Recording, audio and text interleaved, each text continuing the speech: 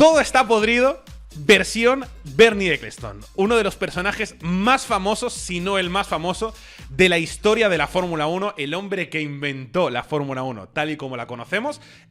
Antes de ir a lo que verdaderamente está podrido, que son muchas cosas, vamos a hacer una pequeña biografía para los que no conozcan a Bernie Ecclestone, que se llama Bernard Charles Ecclestone, cariñosamente todo el mundo le llama Bernie. Nació un 28 de octubre de 1930 en Ipswich, en Reino Unido, lo cual le convierte en una persona de 91 años, pronto para cumplir 92. Su padre era pescador, su madre era ama de casa, abandona los estudios a los 16 para trabajar en una fábrica de gas y justo cuando acaba la Segunda Guerra Mundial, apenas tenía 20 añitos, lanza un negocio. Con su socio Fred Compton lanzan el Compton & Ecclestone Limited, que era una empresa de venta de motocicletas y también algunos coches de segunda mano. Tenían una pequeña tienda física y vendían coches de segunda mano. También lo intentó como piloto. Intentó ser piloto justo antes de la década de los 50. En el 49 debuta en la Fórmula 3, pero acaba estrepitosamente su trayectoria. Tiene un accidente en Brands Hatch y acaba en el parking del circuito. Ahí se asusta, deja de competir y decide que no compite más. Pero esta carita me llevaba a Bernie Ecclestone cuando empezó a competir. Y a partir de ahí, cuando decidió que no iba a ser piloto, volvió a los circuitos como manager de pilotos, como por ejemplo Jochen Rindt. En el 72 da el salto definitivo a lo que es la parte más de agencia empresarial cuando compra el equipo Brabham. Pero el golpe definitivo es cuando forma la FOCA. Está todo el conflicto de la FISA y la FOCA, que es una movida terrorífica y que hay un vídeo en nuestro canal de YouTube explicándolo todo. Y salía crucialmente con Max Mosley haciendo una de las duplas más temibles y terroríficas de la historia de la Fórmula 1, se hacen con los derechos de la FOM y se convierte en ese momento, al principio de la década de los 80, Bernie Ecclestone en el máximo mandatario de la Fórmula 1. Vas a tener los derechos comerciales de la Fórmula 1, se convierte en el capo de la Fórmula 1, está desde el 81 hasta 2016, cuando llega Liberty Media, llega el hombre del bigote, le quitan los derechos y ahí acaba la trayectoria de Bernie Ecclestone, tal y como la conocimos, y desde entonces ya no ha estado más en activo. Eso es la parte, la trayectoria de Bernie Ecclestone. La parte personal, Ecclestone en 2011 figuraba en la revista Forbes como la cuarta persona más rica de Reino Unido, 4.200 millones de dólares de patrimonio. Repito la cifra, 4.200 millones de dólares en el banco. En cuanto al patrimonio tenía Bernie Ecclestone, que había empezado con un servicio de compraventa de coches de segunda mano y motocicletas en los 50 y de repente se ha fragado una cifra terrorífica, lo cual ya te dice a ver cómo lo ha conseguido. A partir de ahí se ha casado 3 veces, la primera con Ivy Bamford, que tuvo a su hija Débora, ambas son un misterio, apenas hay fotos suyas en redes sociales, se conoce muy poco de su vida, sí que se conoce más cuando se casó con Slavica Radic, se divorciaron y fue el cuarto divorcio más caro de la historia de la humanidad.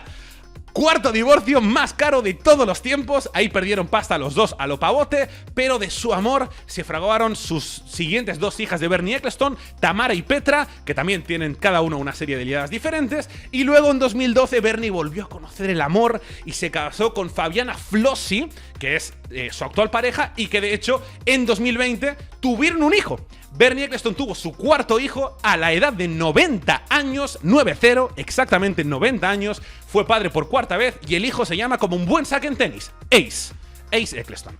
A partir de ahí, y ya como curiosidad, Débora, su primera hija, tuvo hijos, esos hijos tuvieron hijos, así que Bernie es bisabuelo, realmente. Entonces, esa es la vida de Bernie Ecclestone, ¿vale? Lo he resumido muy rápido, la parte interesante ahora la hablaremos. Para mí es importante que conozcamos bien a Bernie Ecclestone para entender cómo se llega a hacer la parte podrida, ¿no? Entonces, esa es Bernie Ecclestone, la persona. Ahora vamos con Bernie Ecclestone, el bocas. Alguna de las liadas y cosas que ha hecho en el camino Bernie Ecclestone, que ya de por sí podrían ser un todo está podrido, pero que hoy no lo serán. Todo construye hacia la liada mayor, ¿no? Pero las primeras grandes liadas a nivel mundial de Bernie Ecclestone empiezan en el 97, en enero del 97, cuando hace una donación de 1 millón de libras al Partido Laborista Británico. Quizá os suena del anterior Todo está podrido, que es de Ecclestone y la Federación Internacional de Esquí, que también está la donación al Partido Laborista Británico metida de por medio, pero le he dado una vuelta de tuerca más y he encontrado una cosa que es fabulosa. A mí me encanta. Entonces, aquí tenemos al Partido Laborista Británico en el 97, muy bonitos todos. Después de esa donación de 1 millón de euros, arrasan las elecciones de mayo y el 19 de mayo anuncia el gobierno británico que van a prohibir la publicidad de tabaco en todos los deportes, ¿vale? La Fórmula 1 iba a ser claramente muy afectada. Entonces, lo que pasa es que ese año 97 sigue avanzando. En octubre, teóricamente el 16 de octubre, el presidente Tony Blair tiene reuniones privadas con Bernie Ecclestone y le pide que le haga más donaciones al partido. Mientras tanto, Max Mosley, el socio de Bernie, le va haciendo también donaciones.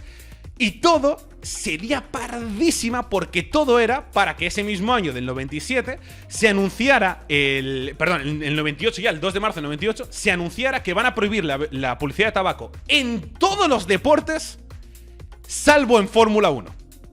Es decir, todas las donaciones que hacía Ecclestone y Max Mosley al Partido Laborista, que estaba como presidente de Reino Unido, era para que no les afectara el patrocinio de tabaco en Fórmula 1, lo cual es absolutamente maravilloso. ¿Y queréis saber lo que es verdaderamente maravilloso? Que todo se fragua en el Gran Premio de Gran Bretaña del 96. Aquí tenemos Max Mosley con Tony Blair, antes de ser presidente de Reino Unido, en el paddock de Silverstone en 96. Esto es 5 meses antes de la donación de 1 millón de libras esterlinas de Bernie Ecclestone. Así que me encanta pensar que durante el fin de semana de aquella carrera tan loca que fue Gran Bretaña 96, se fraguó todo esto. Al final acabaron por prohibir también el tabaco desde 2003 en Fórmula 1 y le devolvieron la pasta, ¿eh? Le devolvieron el millón a Bernie Ecclestone. Esto suena podrido por todos lados, pero no nos vamos a centrar en esta. Más liadas en la vida de Bernie Ecclestone. Por ejemplo, cuando dijo que la muerte de Ayrton Senna fue buena para la Fórmula 1. Bernie Ecclestone tiene una serie de declaraciones a lo largo de su vida terriblemente podridas, y una de las más podridas es decir que la muerte de Senna fue algo bueno para la Fórmula 1. Lo dijo literalmente. También es importante ponernos un poco en situación, porque llegamos a esa temporada de 1994 con Prost como campeón recientemente retirado, Mansell, que era el campeón previo, ya se iba a retirar también, y los anteriores campeones del mundo, los Lauda, los Piquet, los Rosberg, también estaban retirados. Así que toda la escena de la Fórmula 1 se centraba en la figura del último campeón que quedaba en parrilla, que era Ayrton Senna, que justo en el 94 había dado salto a Williams, un Williams diseñado por Adrian Newey, y cuando fallece en las primeras carreras del año, en ese fin de semana fatídico en San Marino, Ayrton Senna, la Fórmula 1 se queda sin iconos. No hay ninguna cara reconocible, ningún icono, hasta que nació justamente ese mismo año, mírale qué joven ahí con Ross Brown, Michael Schumacher, que de hecho gana ese mundial, había arrasado en las primeras 4 carreras del año y gana el mundial.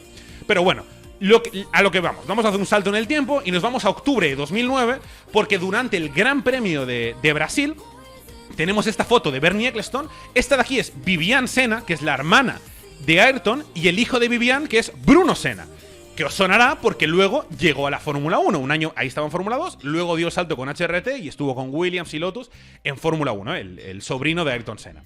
Pues después de estar con la familia Senna durante ese fin de semana, le hacen una entrevista en la Folha de Sao Paulo y lo que dice Bernie Ecclestone literalmente es lo siguiente: fue desafortunado el accidente, pero por toda la publicidad que generó su muerte, fue algo bueno para la Fórmula 1.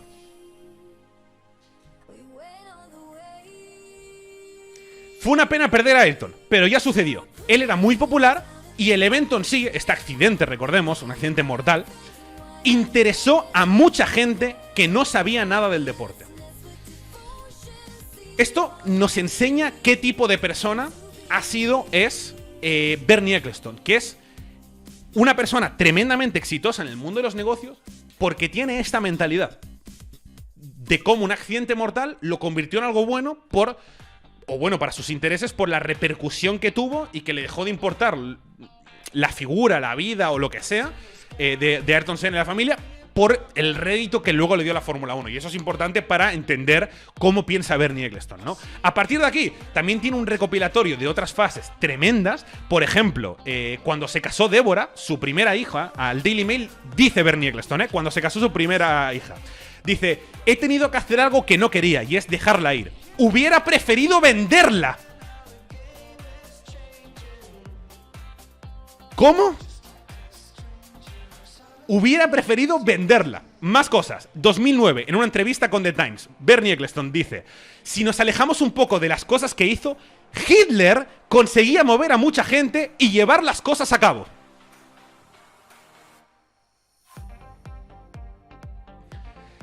Mm, 2010, cuando se unen 3 equipos nuevos a parrilla, HRT, Caterham y Marussia. No eran especialmente buenos los equipos y el CEO de la Fórmula 1, como Ecclestone, dice: tenemos que deshacernos de esos tullidos. Tenemos que deshacernos de esos tullidos. ¿Cómo? Y preparaos porque ahora viene lo verdaderamente heavy. 2005, Danica Patrick empezaba a hacer las cosas muy bien en las competiciones estadounidenses. Y ESPN le pregunta a Bernie Ecclestone: ¿qué te parece, no, la actuación de Danica Patrick? Y Ecclestone dice literalmente: tengo una idea maravillosa. Las mujeres deberían ir vestidas de blanco, como cualquier otro electrodoméstico.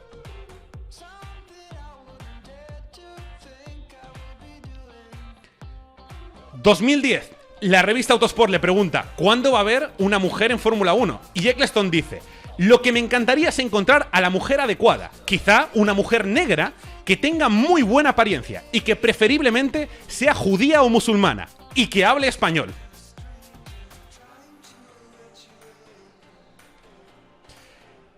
Señor Ecclestone, no. Por favor, no.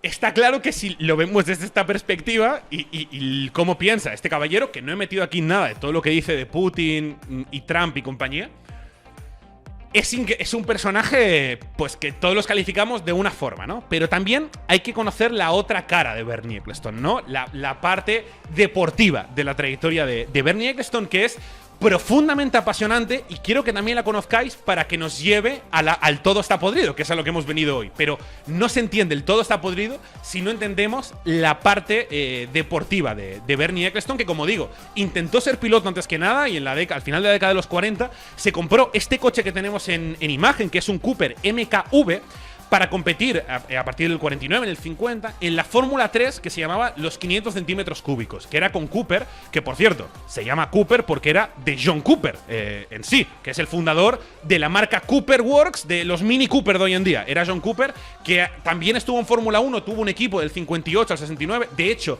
gana Cooper los mundiales del 59 y del 60, los 2 primeros de Jack Brabham, también tiene a Sterling Moss, bueno, da igual, esa es otra historia para otro día, que me lío.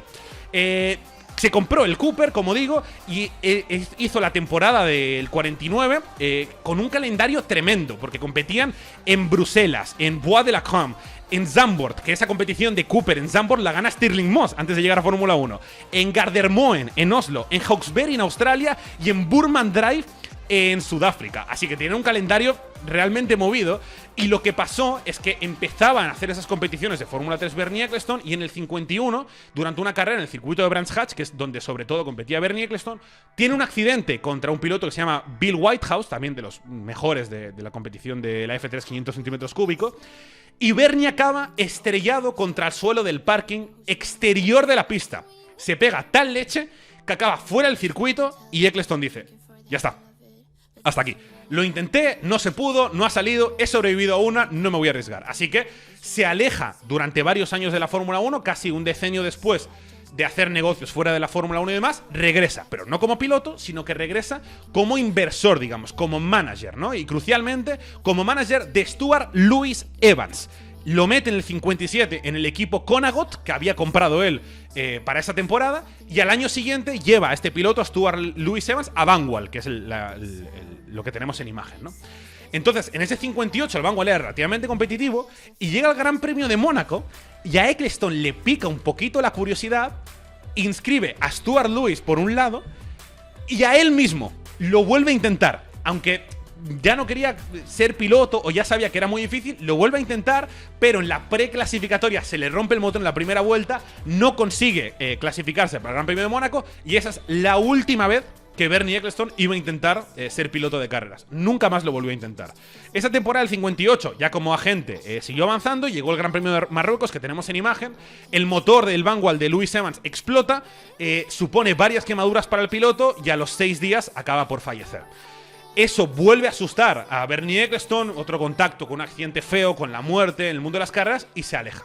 Se aleja de la Fórmula 1 durante un tiempo muy largo, pero luego llega su amigo Roy Salvadori y le recomienda que sea agente de un piloto que él está haciendo las cosas bien y es emergente, como es Jochen Rindt. El alemán Jochen Rindt, que había debutado en Fórmula 1 en el 64, hizo unas temporadas con Cooper justamente, una con el equipo Brabham, pero Ecclestone tenía muy buenos contactos con este caballero de aquí, que es Colin Chapman, y se lleva a Jochen Rindt, que es el que está fumando la imagen, al equipo Lotus para esa temporada de 1970, donde además Ecclestone y Rindt también eran accionistas y propietarios del equipo de Lotus en Fórmula 2, que además de Rindt tenía como piloto a Graham Hill, que recordemos que Graham Hill es el primer piloto y único en la historia en conseguir la triple corona. Pero esa es una historia para otro día, que me vuelvo a liar. Entonces, en esta temporada de 1970 le van las cosas muy bien a Jochen Rindt con Lotus, pero a falta de 4 carreras para el final, vuelve la Fórmula 1 a Monza, es el Gran Premio de Italia. Y lo que pasa ese fin de semana es que se le queda bloqueado el Lotus a Jochen Rindt en la curva de la parabólica, se va recto, se pega un golpe muy fuerte y fallece en la previa de ese Gran Premio de Italia. El que tenemos en imagen, Rindt, el que tenemos en imagen, es también una leyenda del automovilismo como es Jack Hicks, que es el que estaba luchando el mundial con Jochen Rindt. Y a pesar de que Rindt no compitió en las últimas 4 carreras del campeonato, ganó el mundial. Es el primer y único campeón póstumo de la historia de la Fórmula 1. Falleció antes de saber que efectivamente era el campeón del mundo.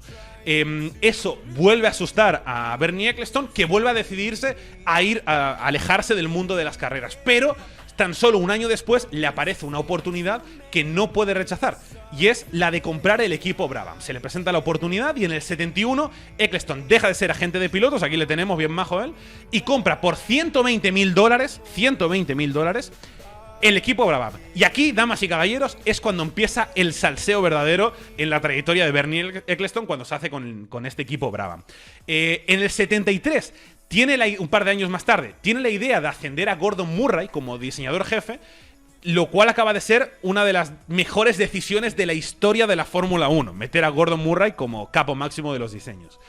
También decide dejar al lado los motores Ford y se va a los Alfa Romeo, y para el 78, años más tarde, ficha a Niki Lauda, lo cual fue un boom tremendo, porque Lauda venía de ganar su segundo título con Ferrari y se lo lleva a Brabham con los nuevos motores Alfa Romeo y con Gordon Murray de diseñador. El resultado, el BT46, que es uno de los coches más locos de la historia de la Fórmula 1 y que tiene pues una sección para otro día porque es larguísimo, pero básicamente tenía un ventilador atrás.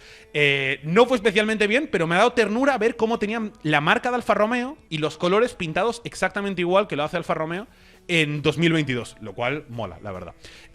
Lauda gana un par de carreras ese año, tiene a John Watson, que no es mal piloto, que hace otros podios, Brabham acaba tercero el campeonato, las cosas pintan bien, pero nos estamos dando cuenta cuán buen gestor de equipos o de negocios era Bernie Ecclestone, porque para el 79 no solo tenía a Niki Lauda, sino que deciden fichar a Nelson Piquet. Vuelve a los motores Cosworth luego, pero era la combinación de un equipo histórico como Brabham, que viene de un tricampeón como Jack Brabham, de Black Jack, ¿no? Con los motores Alfa Romeo o los Cosworth, me da igual. Con Gordon Murray, diseñador, Bernie Ecclestone de jefe y de pilotos Niki Lauda y Nelson Piquet. Era una bomba ese equipo que finalmente nunca acabó de tener mucha estabilidad, ya sea por motores, ya sea por resultados, por diseñadores, los pilotos. Entonces, finalmente no acaba por salir especialmente bien el experimento y en el 88 Ecclestone vende el equipo. Lo vende a un empresario suizo que se llama Joachim Luthi, pero lo vende por $5 millones. Lo compra por 120.000 y lo vende por $5 millones. Entonces podríamos discutir cuán buen gestor de equipo es, cuán buen jefe era, si nos gustó más o menos su actuación esos años, pero inevitablemente fue un negocio impresionante. Sin embargo, todo fue una excusa. Todo fue una excusa porque el negocio de verdad y lo que hizo famoso a Bernie Ecclestone no fue el equipo Brabham, no fue Rindt, no fue su trayectoria, sino fue lo que hizo mientras era jefe de Brabham. Porque lo que hizo fue, en el 74, fundar la FOCA, que no solo es un animal marino, sino también es la Asociación de Constructores de Fórmula 1. Y la funda con Frank Williams, Colin Chapman, Teddy Mayer, Ken Tyrrell, y Max Mosley. Una cantidad de peso político tremendo, ¿no? Se lía luego la mundial entre la FISA y la FOCA, que como os digo, es una historia larguísima y que hay un vídeo en nuestro canal de YouTube que lo explica, que es realmente interesante. Pero lo que estaba haciendo Eccleston, su papel en la FOCA era toda la parte de los derechos televisivos, donde se dio cuenta dónde estaba el dinero de verdad, y es no en patrocinios, no en los circuitos, no en las entradas, no en los premios económicos, sino en los derechos televisivos. Y lo que hacía era intentar velar por los intereses de los diferentes equipos, tenerlos contentos para que él lo pudiera manejar, y mientras tanto hablaba en secreto con el que sería el presidente de la FIA, Jean-Marie Balestre, ¿no? Entonces, a Eccleston, y aquí da su primer gran toque de genialidad, se le ocurre una idea muy buena, ¿no? Para acabar de convencer en mitad de toda esta guerra, ¿no? Y es que crea lo que se llama la FOPA, que es la administración de promociones de la Fórmula 1, ¿no? Lo que hoy en día sigue existiendo, lo que creó Eccleston, que se llama el grupo de la Fórmula 1, que es básicamente la Fórmula 1, todo lo que envuelve la categoría, ¿no? Entonces, lo que hace Eccleston es propone un sistema para contentar a todo el mundo, y lo que va a hacer es dar el 47% de los ingresos de derechos televisivos a los equipos, un 30% a la FIA y un 23% a la FOPA, asimismo. ¿Por qué esto? Porque da casi la mitad a los equipos de repente empiezan a tener mucho más ingresos y les interesa estar en Fórmula 1, la FIA se lleva un porcentaje brutal, lo cual les permite generar ingresos y estar contentos, pero se mete un 23% para sí mismo.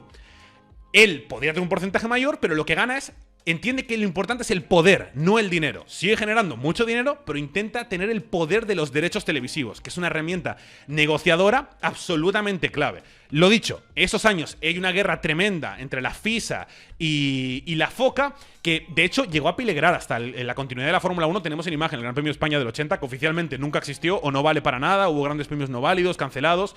Entonces, lo que pasa en ese momento de caos, donde casi desaparece la Fórmula 1, Eccleston hace una cosa que es brutal, y es que junta a todos los equipos, junta a Balestre, junta a todos los pesos pesados y se los lleva a la Plaza de la Concordia de París, que es donde está la sede oficial, la sede principal de la Federación Internacional de Automovilismo. Se los lleva un 19 de enero de 1981, ¿vale? Principio del 81.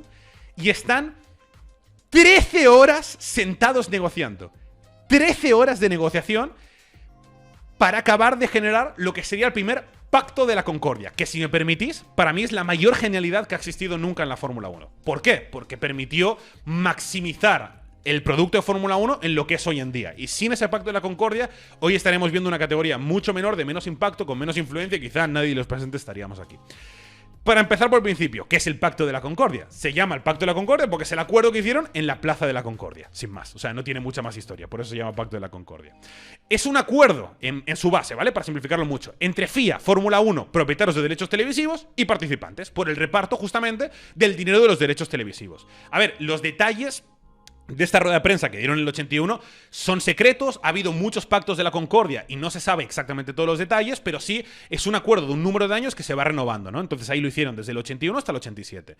¿Por qué es un acuerdo de años? Porque también tiene algunas obligaciones. Entonces lo que hacía era obligar a los equipos, ok, recibís más dinero, pero en cambio de estar presentes este mínimo de temporadas en Fórmula 1, en un momento, recordemos, donde la Fórmula 1 está a punto de desaparecer, donde hay muchas amenazas políticas y posibles desapariciones de equipos, tienes un papel firmado. Entonces, a partir de ahí, el Pacto de la Concordia se ha ido renovando, ha habido hasta 8 pactos de la Concordia, el último se hizo en 2021, haciéndolo vigente hasta 2025, o sea, justo antes de la nueva normativa, digamos. O sea, ya sabemos que todos los equipos que hay ahora mismo en la parrilla van a estar también hasta 2025, porque lo firma así el Pacto de la Concordia. Pero ¿por qué digo que es algo realmente impresionante? Porque es algo que ha permitido que la Fórmula 1 sea lo que es hoy en día. Es una opinión subjetiva. Pero lo que se da cuenta Bernie Eccleston es que a lo largo de los años, en la negociación de cada Pacto de la Concordia, diferentes grupos de presión, grupos de influencia, de repente McLaren se te quejaba, de repente Ferrari se te quejaba, o los equipos que fueran, y todos querían una cosa diferente. Entonces Eccleston hace todo lo posible para mantener él los derechos de la televisión. Se da cuenta que ahí está el dinero de verdad, que ahí está el foco de la negociación, y hace todo lo posible para gestionarlos él y poder enriquecerse él y gestionar la Fórmula 1 en algo bonito que es lo que es hoy en día. ¿Cómo hace eso entonces? Crea bonuses especiales. La mayoría, los más famosos, son, por ejemplo, por antigüedad, ¿no? Entonces, cuando Ferrari se te quejaba, le daba más pasta por ser un histórico, por ejemplo, ¿no? En su mente. Y por el bien común de la Fórmula 1. Si Ferrari es el equipo que es y me trae tantos fans, necesito que esos fans estén pagando por los derechos televisivos. Le doy un extra de Digo cualquier cosa, ¿eh? Hay 100 millones para todos los equipos. Pues les doy 10 o 15 o 20 más a Ferrari. Ferrari están contentísimos, siguen en Fórmula 1, se comprometen a estar aquí, me traen todos los fans, ya les subiré los derechos televisivos a los fans y gano más pasta yo. Y se creó esta especie de bonuses, y lo que hacía Eccleston era que siempre decía que le gustaba, que querría ser reconocido como el tío de los handshakes, él decía, ¿no? De cerrar los tratos a mano. Que siempre cerraba los tratos y se sentaba con cada una de las partes protestantes, de los interesados, y cerraba un trato personalizado que quizá él perdía más dinero o la Fórmula 1 perdía más dinero, pero que gestionaba un futuro que podían maximizar más los ingresos de la Fórmula 1 y convertir la Fórmula 1 en lo que es hoy en día. Y por eso estuvo negociando con, ya digo, diferentes partes interesadas, y por eso me gusta un libro que llama Eccleston, que es El hombre que inventó la Fórmula 1. No por lo que pasaba en pista, sino porque entendió cómo convertir un deporte más en un deporte mundial y maximizar ingresos. También hizo muchas cosas como capo máximo de la Fórmula 1 en base a tener los derechos televisivos, que eso es lo que te convierte en el capo de la Fórmula 1, como Liberty Media hoy en día. Os decimos que Liberty son los propietarios de la Fórmula 1, pero es simplemente el accionariado mayoritario de los derechos televisivos de la Fórmula 1, y eso es lo que te hace ser el jefe. Entonces, en esa posición, durante esos casi 40 años que estuvo Bernie Eccleston, hizo cosas brillantes, como por ejemplo poner a Sid Watkins como jefe de seguridad, como médico de la Fórmula 1, que cambió también el devenir de la seguridad de la Fórmula 1 en la categoría reina. Todo hasta que el 23 de enero de 2017, muy recientemente, se oficializa la marcha de Bernie Eccleston y entra Chase Carey, entra la Fórmula 1. La Liberty Media, quiero decir, en la Fórmula 1. Entonces, a partir de ahí, ya no ha vuelto a estar metido en un puesto ejecutivo en el mundo de las carreras Bernie Eccleston, y posiblemente está a punto de cumplir 92 años, ya nunca lo hará. Esa es la parte, la trayectoria de Bernie Eccleston y lo que lo ha diferenciado, ¿no? Cómo se ha gestionado esos 40 años al mando de la categoría reina, y cómo entendió generar el bien común para enriquecerse él, ¿no? Pero generar el bien común para potenciar la Fórmula 1 y tener contenta todas las partes, ¿no? Y claro, ¿cómo hacer eso? Bueno, pues como digo, con muchos acuerdos diferentes, con muchos favores, bonuses, lo que sea. Entonces, todo eso nos lleva a el todo está podrido. A la parte que huele a chamusquina, porque antes de conocer que Bernie Eccleston es un personaje absolutamente característico y quizá la persona más importante de la historia de Fórmula 1, ya hemos visto cómo habla, las cosas que hace, ¿no? Entonces, yo os podría hablar, por ejemplo, de cuando en 2007 Eccleston y Flavio Briatore deciden invertir juntos en un equipo de segunda división inglesa, que es el Queen's Park Rangers, que compran junto con un inversor que es Laxmi Mittal, que era la quinta persona más rica del mundo. De repente deciden comprar un equipo de fútbol, y un par de años más tarde se lo venden al que era el jefe de Caterham en Fórmula 1, a Tony Fernández. Eso huele fatal, fatal, fatal, pero no vamos a hablar hoy de eso. Esa no es la peor de Bernie Eccleston. También os podría hablar cuando le pagó a un campeón del mundo para que se enfermara y no corriera una carrera.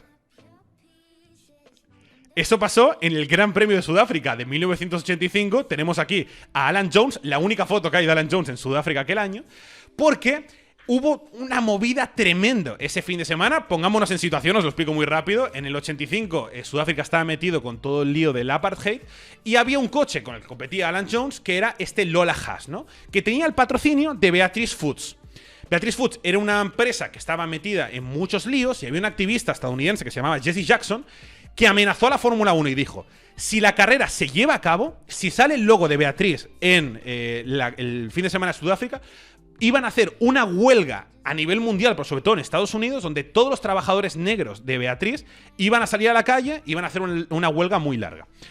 Entonces, hay un lío político ya en el país, hay un lío político con el equipo, se puede pasar a Estados Unidos y con la Fórmula 1 por medio. Entonces coge Bernie Eccleston, que entendía lo que era el bien común de la Fórmula 1, y tras el viernes se lleva a Alan Jones a su ático. Todo esto lo cuenta Alan Jones en su autobiografía, ¿eh? O sea, el mismo piloto, el australiano, lo cuenta en su libro. Se lo lleva a un ático que tenía por ahí en Sudáfrica y le dice: Alan, ¿cuántas opciones de ganar tienes este fin de semana? Y le dice: bueno, bien, hemos ido bien, no sé cuántos, soy optimista, si las cosas no salen bien, no sé cuántos.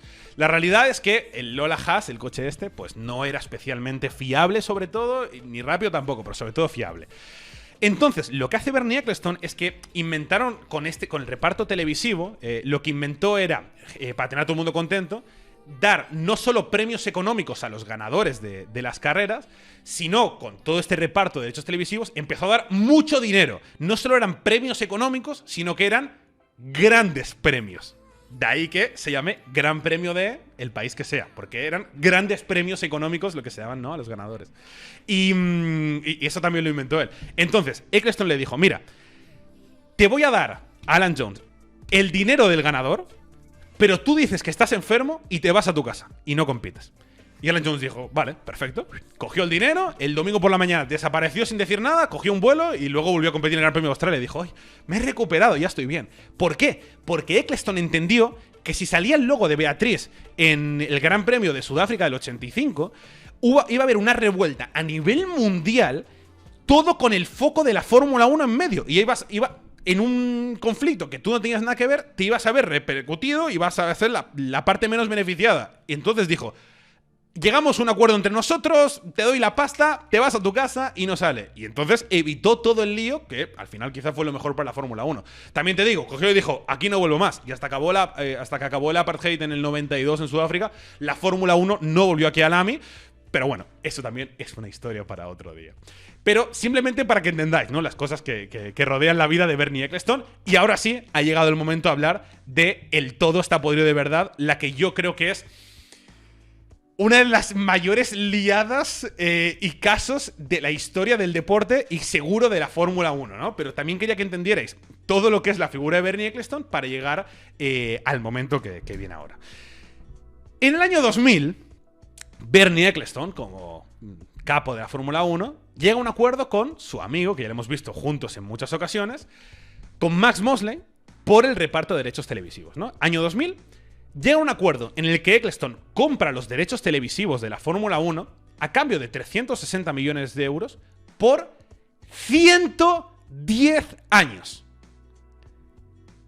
110 años de derechos televisivos para Bernie Eccleston a cambio de 360 millones de euros. De dólares, perdón. Que hoy en día es lo mismo. Lo cual es una ganga. Por 110 años es una absoluta ganga. Entonces, ¿qué pasó con esto? Que como era un gran acuerdo, esto se formalizó y empezó una consecuencia de otros acuerdos arraigados, ¿no?, a esta compra de los derechos, ¿no? Muchas televisiones tuvieron que volver a invertir o renegociar sus contratos, y hubo una televisión alemana que hace toda la inversión, compra los derechos a Bernie y luego cae en bancarrota. ¿Qué pasa cuando una empresa cae en bancarrota? Pues que los activos de esa empresa se los queda al banco, ¿no? Simplemente. Entonces, uno de los bancos que se quedó los activos de esta televisión alemana fue el Bayern LB, ¿no?, un banco alemán. Al final, como consecuencia de todos estos líos y demás, la Fórmula 1 tiene que vender el 47,2% de las acciones de derechos televisivos y se lo venden a una empresa que se llama CVC Capital Partners, ¿no? La compra se acaba haciendo en 2006 y tenemos aquí a Bernie Eccleston con uno de los capos de CVC Capital Partners, como es Donald Mackenzie, que por cierto, Donald Mackenzie, que también figura a partir de 2016 con Liberty Media y que ahora está dando miles de millones de euros a equipos de fútbol de la Liga Española. Pero bueno, eso es todo está podrido de otro día. Entonces, la decisión que toma Donald Mackenzie y CVC, después de comprar los derechos televisivos, es mantener a Bernie Eccleston como capo de la Fórmula 1. Hasta ahí todo bien. Simplemente es una serie de acuerdos. CVC compra los derechos y dice, queremos mantener a Bernie Eccleston. Perfecto. Pasan los años y llegamos a el año 2011, donde la justicia alemana detiene a un banquero que se llama Gerard Gripkowski. Lo detiene por fraude fiscal porque de repente encuentran 50 millones de dólares que le vienen de paraísos fiscales. ¿Qué pasa? Si volvemos a la foto que os he mostrado antes, o a una de las fotos de aquel 2006, este es Donald Mackenzie de CVC, este es Bernie Eccleston, y resulta que este caballero es Gerard Gripkowski. Que de repente le llegan, después de todos estos contratos y de trabajar en el Bayern LB, le llegan de repente 50 millones de euros. Entonces, como esta foto existe y yo la puedo tener y cualquiera la puede tener, la prensa alemana empieza a hacer investigaciones, empiezan en la justicia y dicen que todos estos pagos, todo este dinero, se lo ha hecho CVC y la empresa de Bernie Eccleston, ¿no? Para que haya gestionado y CVC haya podido comprar los derechos y haya mantenido a Bernie Eccleston en el cargo. ¿Qué pasa? En noviembre de 2011, pasan algunos meses, Eccleston admite que realizó algunos pagos a alguien del Bayern LB en 2006. Y lo que dice la fiscalía alemana es que esos pagos fueron de 44 millones de euros a Gripkowski para forzar al Bayern LB a vender los derechos a CVC para mantenerse en la cima del gran circo. Cuidado. Esto lo dice la justicia alemana. que, para que lo entendamos, Eccleston da un sobresueldo tremendo a uno de los capos del Bayern Leve para que vendan los derechos a CVC, porque ya tenía acordado que CVC lo iba a mantener al cargo. De nuevo, entiende que el poder es más importante que el dinero, a pesar de hacer un soborno tremendo, ¿no? Entonces, ¿qué pasa? Que en junio de 2012 Grybkowski es condenado a 8 años y medio de cárcel por evasión de impuestos y sobornos, y en el juicio admite que se los dio Bernie Eccleston. En ese juicio Grybkowski dice, voy a la cárcel, pero caen todos conmigo, y se lo dio. En julio de 2012, en medio de aquella temporada que todos recordamos tan bonita por el aspecto deportivo, pasó todo esto, en julio de 2012, Eccleston afirma en la revista Focus, lo dice abiertamente, que le pagó personalmente 12,5 millones de dólares a Grybkowski. Entonces Grybkowski lo escucha y presenta un recurso ante la justicia para salir de la cárcel, ¿no? Un recurso de apelación, porque lo admite Eccleston. Entonces ahí el cargo de Eccleston en la Fórmula 1 empieza a correr grave peligro. Salen nombres, por ejemplo, Richard Schudemeyer para sustituir, pero CVC dice que no, que se fía de Mr. E y que quiere mantener a Eccleston al cabo de la Fórmula 1. Pero llega el año 2012 y esta foto cuando la justicia, en noviembre de 2012, cuando la justicia alemana oficialmente decide perseguir a Bernie Eccleston, porque estamos hablando de una cantidad de dinero ingente y todas las repercusiones que tiene, ¿no? Entonces, llegamos a enero de 2013 y Eccleston afirma que es inocente. Pero el antiguo propietario de los derechos de la Fórmula 1, Konstantin Medien, afirma y completa una petición civil con firmas y demás, y acusa a Bernie Eccleston de conspirar para infravalorar la Fórmula 1, venderla a un precio y sacar provecho. La anterior persona que estaba en ese cargo, lo dice y firma toda una petición civil y demás. Entonces, el cargo, todo el caso, llega a juicio y llevan a Bernie Eccleston, como hemos visto en la foto en el juicio, en verano de 2014, y tal cual acaba el juicio, le hacen una foto a Bernie Eccleston. Y la foto es esta. Eccleston sale del juicio así. ¿Qué pasa? Que la justicia alemana concluye el juicio diciendo que no saben, no pueden decir si Eccleston es culpable o inocente, porque se le ha permitido a Eccleston pagar 100 millones de euros para dar el caso concluido sin resolución. Es decir. Hagamos un resumen. Eccleston, que está al frente de la Fórmula 1 y que entiende por todos sus años lo importante que es mantenerse con los derechos televisivos, ve que va a haber una venda y quiere mantenerse al frente, ¿no? Entonces, como sabe que CVC le va a mantener, le desvía 44 millones de dólares en la Fórmula 1 para instar justamente a la Fórmula 1 a que venda los derechos a CVC. Mientras tanto, da otros 12,5 millones de dólares a Gerard Grybkowski para asegurar la venta por parte del Bayern Leve. Y tras años de peleas legales, los abogados de Bernie Eccleston concluyen que puede pagar una multa de 100 millones de euros y que no pasa absolutamente nada. Así que salió impune, se mantuvo en el cargo de la Fórmula 1 hasta que llegó Liberty Media y le compró los derechos. Damas y caballeros, todo está podrido.